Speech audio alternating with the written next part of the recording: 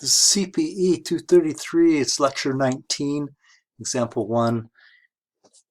And this is going to be a complicated example, not really. It's actually fairly simple, but we'll see if the tools work here. So let's give this a shot.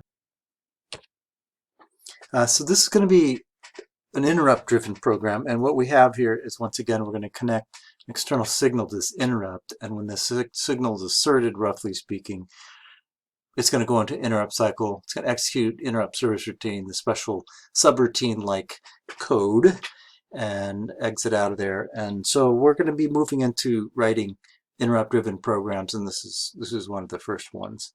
But I thought it would be very instructive to start off with this program. This is the program that I used to explain interrupts in general, and so I thought we could since we're going to use this as our starting point, cut and paste, and we're going to use this as our starting point, and I thought we should flowchart this thing. Okay, so let's do that. And this was a problem that essentially blinked an LED every time it got an interrupt. I'm not stating where the interrupt's coming from. It's just getting an interrupt. When it gets that interrupt, it executes this interrupt service routine down here. So let's do this. So the ISR comprises essentially of two things. First thing it's going to do is set the flag, which is this instruction here.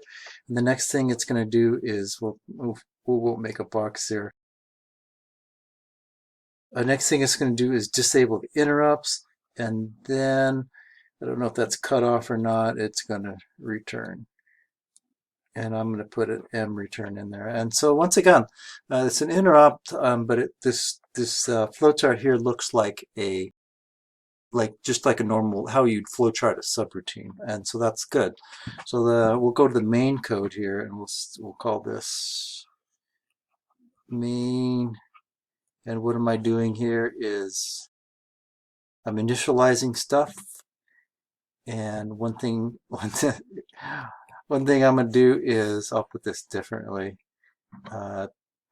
What I need to do with this instruction is put the address of the interrupt service routine into mtvec. Okay, so it's I'm going to say save ISR address. Next thing I'm going to do here is I'm just going to call it more init stuff, and then I am going to, this instruction here is going to be enable the interrupts, and then it goes into this. Now this is a loop. This is essentially a polling loop. X8 equals, what's it equal? Is it 1? Okay, and I'm already running out of room. Yes. So if it equals 1, that means it got set down in the interrupt service routine, and it breaks out of this tight loop here. And we'll say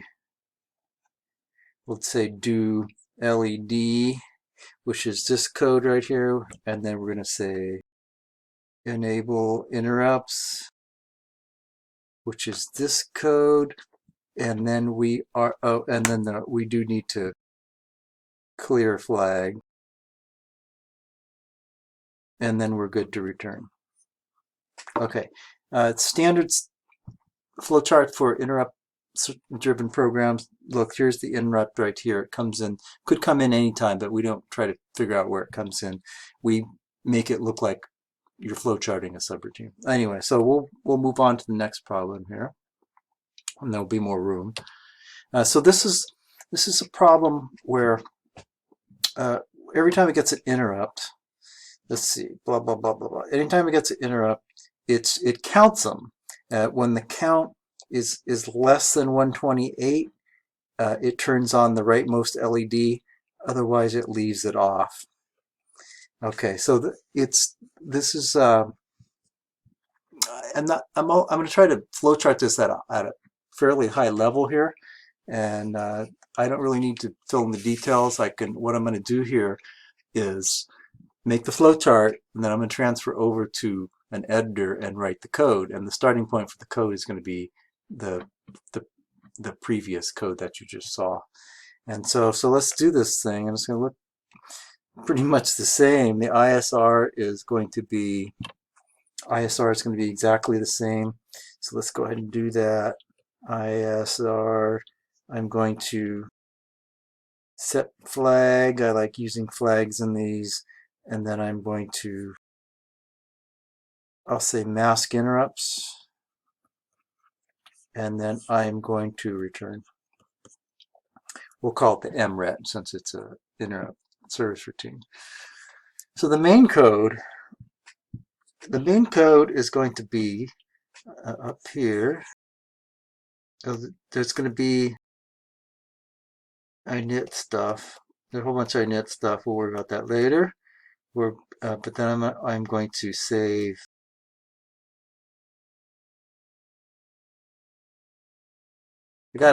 First thing I'd have to do here is save the address of the interrupt service routine to mtevac, which you saw before. And I think that's about it. And then this is another classic program where I'm waiting for the interrupt service routine to set that flag. And if the flag is set, I'm going to do stuff. So I say is flag, that right? No. Okay, it is equal to 1. So yes. Okay, so when the flag's equal to 1, that means I got an interrupt. And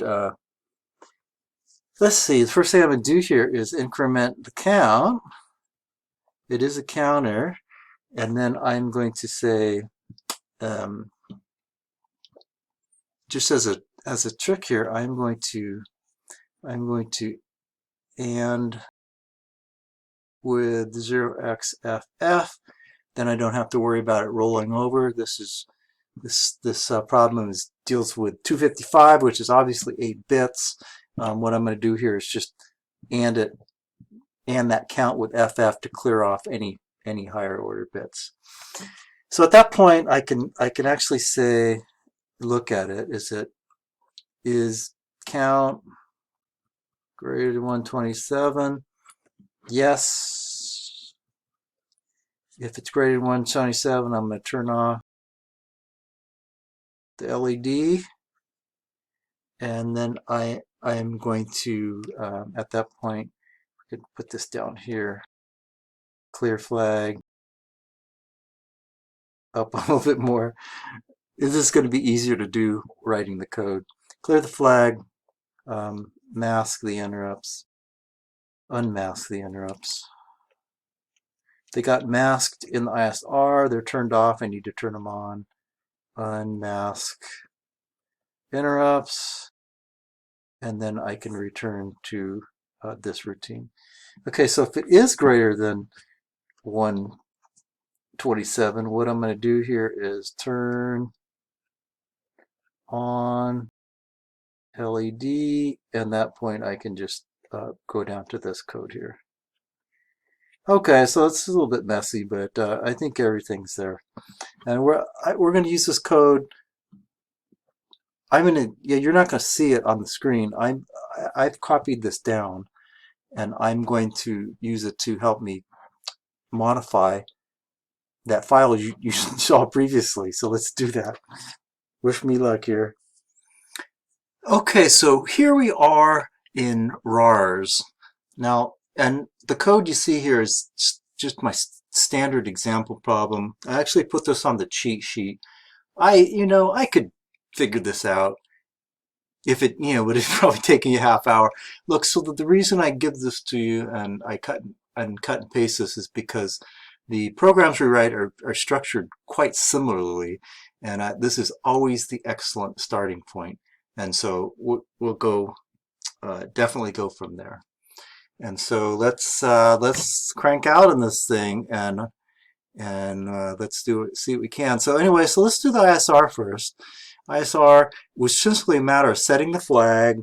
I'm looking at my notes here for the flow chart. It was setting the flag, which is right there. We'll use X8, and then it's also what it's doing is disabling the interrupts. Now to disable the interrupts, it's this line right here. this 80 bit is the MPIE bit in the M status register. And so what I need to do is clear that bit. So the instruction I'm going to issue here is a CSRRC.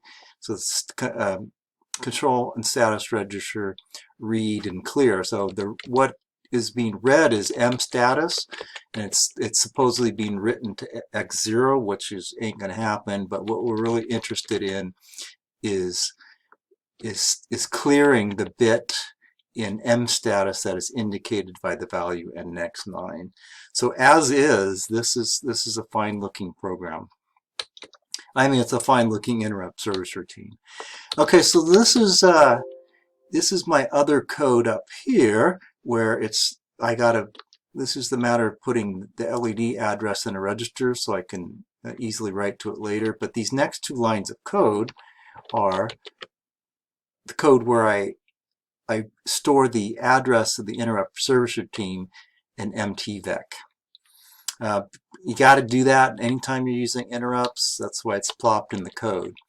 This code uses X8 as a flag. It uses a flag variable. A couple of different ways to do this. This is the way I like to do it. So I'm initializing the flag also as part of the initialization routine.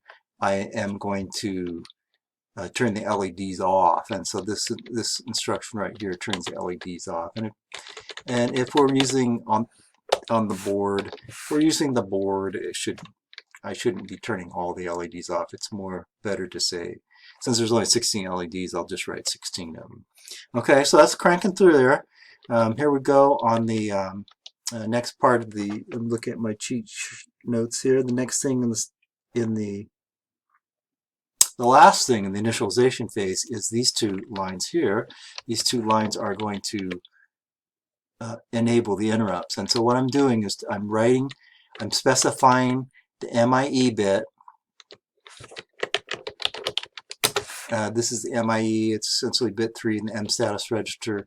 I'm using the control and status register read and set, and it's going to set whatever bit I call out in X10, which is the third bit from the right. This instruction is going to set it in M status, and then the interrupts will be enabled after that. This is also simultaneously writes the value of N status to another register. We specify X0 because we're not using it. So that's the end of the initialization phase. What we have here is a polling loop. Not a big deal. In fact, we could actually shorten it up just because we can. We don't need to use what's in the template, and that's it. Okay, so it's going to be stuck in this line until it gets an interrupt, and when it gets an interrupt, this loop is going to fail, and it's going to drop down to the next instructions. Okay, so there's many ways to do the other part of the algorithm. I know I put a decision box in there, an if statement inside the flowchart, but I don't want to do that. I think there's a better way to do it. And so what I'm going to do is, first thing I need to do is increment the count. And let's see what we got here. Count values in X20, so this is going to be add I X20, X21. Put a comment in there. There's my increment count. At that point, like I said, I don't want to put a decision box in there. What I'm going to do is I'm going to clear it. I'm going to and immediate. Doesn't matter where I put it. I'm going to take that count. Now all I'm interested in for this problem is bit 8, and I'm going to 80. How's that? So this instruction is essentially going to clear all but the bit 8. It's actually, was it bit 7? It's bit 7. Okay. And that bit 7 is the most significant bit in a byte, and that indicates whether it's greater than 128 or not, because that in binary that bit represents 128. And so the next thing I'm going to do is complement this thing. I'd say, let's see how we're going to do this. I would say let's do it this way. Let's shift it right. Shift right logical immediate x18 x18, and I'm going to shift it right to the 7 times. Shift bit to LSB position, and then I need to toggle it. XOR immediate x18 x18 1 toggle MSB. Okay, looking good. And at that point, I need to write it. And what I'm going to write here is not x20.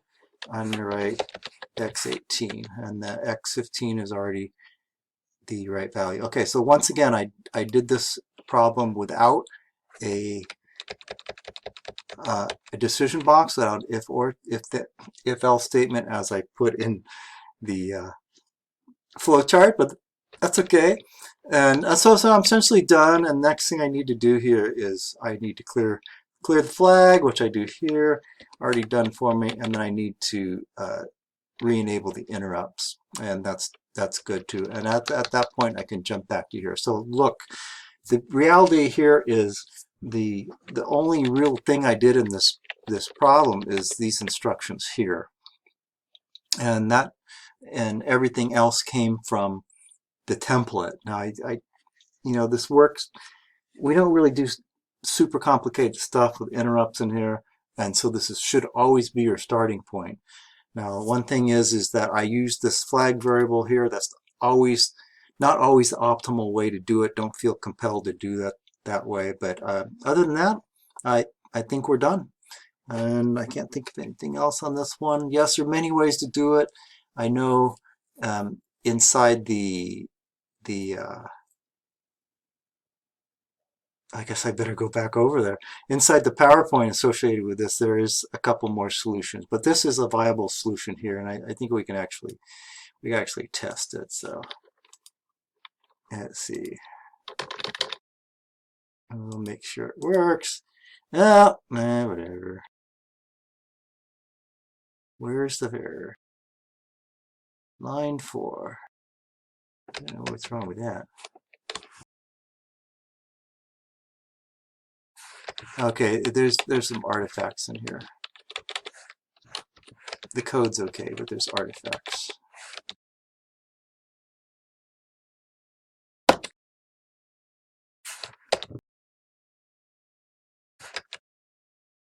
All right, all good.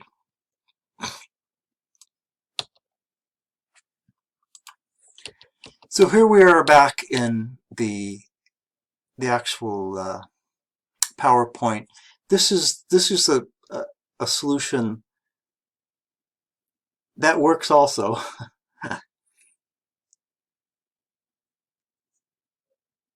The notion with this solution is it does have, as you can see in here, it does have the diamond. It has the if-else in it. But additionally, I did it yet another way, and this is an even more cleaner way of doing this problem with a trick in it. So look, there's a whole bunch of different ways to do it. Take a look at it. Anyway, that's all I have.